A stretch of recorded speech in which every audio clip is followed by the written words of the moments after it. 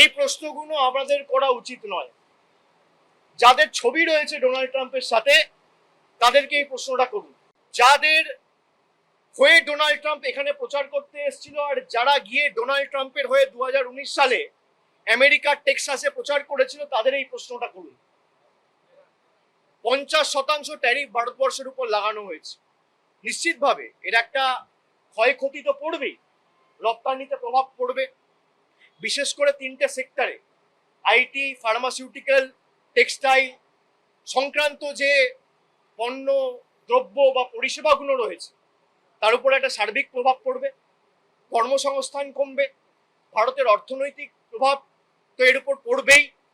আমি মনে করি যে এটা আমাদের কূটনৈতিক ব্যর্থতা এবং ভারতবর্ষকে কঠোরভাবে এর মোকাবিলা করা উচিত।